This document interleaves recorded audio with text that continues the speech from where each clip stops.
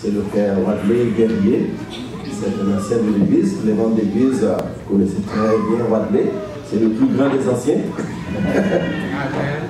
Pour les visiteurs, c'est un ancien, c'est un de l'équipe pastorale de l'église. Ceux qui sont ici, qui ne sont pas familiers avec les termes adventistes. Donc, un ancien, c'est un membre de l'équipe pastorale. Donc, c'est lui, ce matin, qui aura représenté la parole de Dieu. Mais juste avant son sermon, une fois de plus, nous allons demander au groupe familier, ou la famille, de nous présenter un autre chant. Merci. Amen.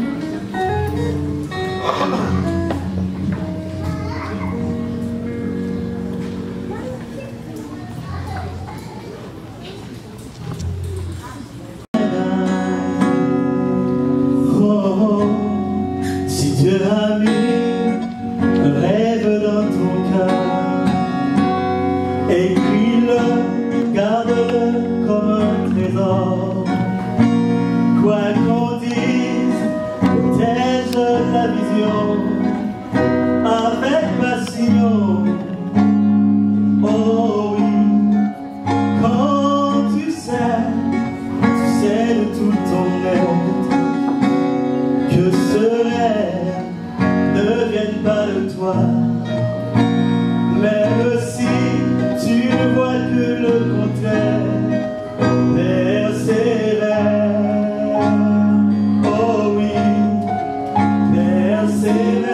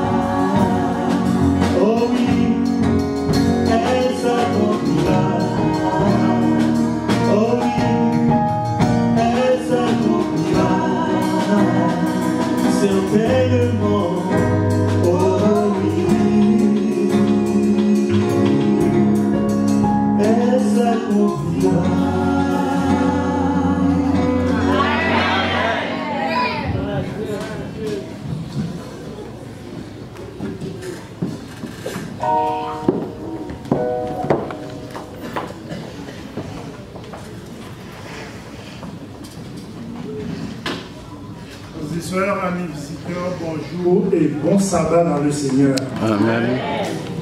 Que la paix de Dieu vous soit donnée en abondance. Amen. Je remercie le Seigneur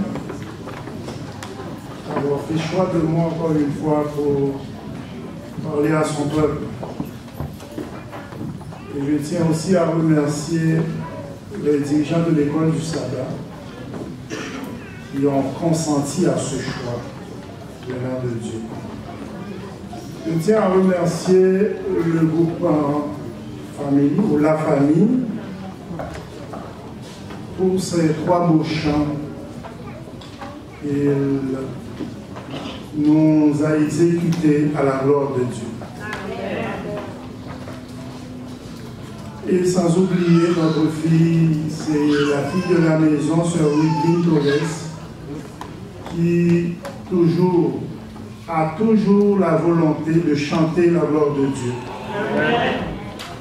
Nous leur remercions et nous leur disons de continuer à chanter.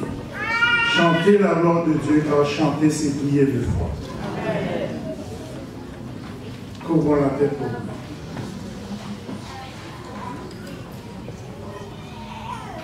Tendre Père Céleste,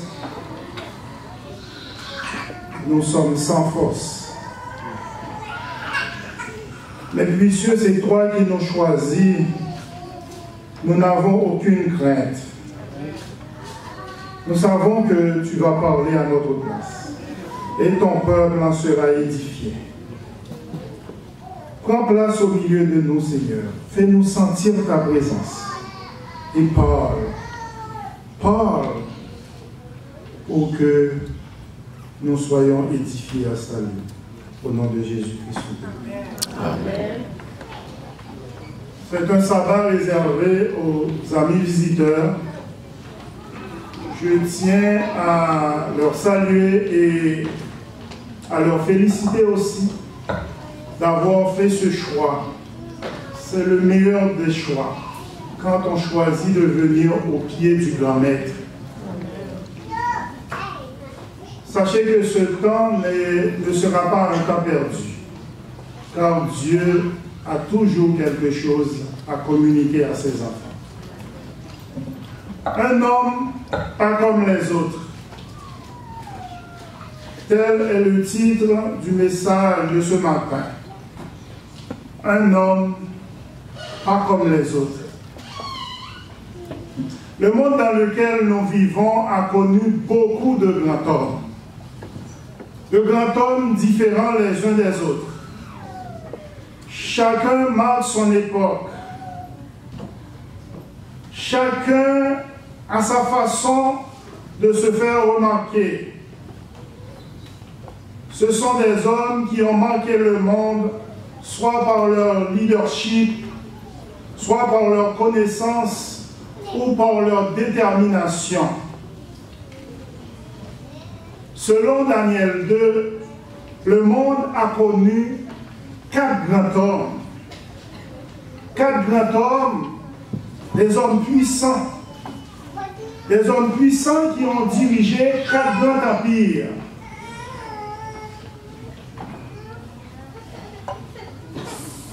C'étaient des hommes très puissants.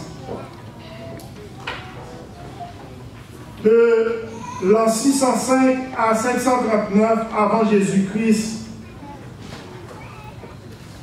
l'empire babylonien, disons Nebuchadnezzar, qui a dirigé l'empire babylonien, a attaqué Jérusalem. Et il s'est établi comme le premier empire que le monde a connu. 605 à 539, Nebuchadnezzar a fait la pluie et le beau temps par son pouvoir, par sa puissance. Mais en l'an 539, Dieu a dit à Nebuchadnezzar, arrêtez, sachez que je suis Dieu. Et Dieu a suscité un homme que vous pouvez voir dans Ésaïe 44, verset 28 et Ésaïe 45, verset 1er. Cyrus le Grand. En l'an 539, Cyrus le Grand a envahi Babylone et a pris le pouvoir. Il a régné de 539 à 331, pardon. Et tout ce temps, il a régné comme empereur. Il a bâti son empire.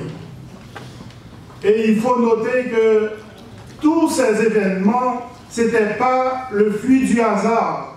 Parce que si vous regardez dans Ésaïe 44, verset 28, et Ésaïe 45, verset 1er, 150 années avant que Babylone soit envahie par Cyrus et ses hommes, eh bien Dieu avait prédit ça par le prophète Ésaïe. 150 années avant. Cela veut dire que ce n'est pas le fruit du hasard, c'est quelque chose qui a été planifié par Dieu.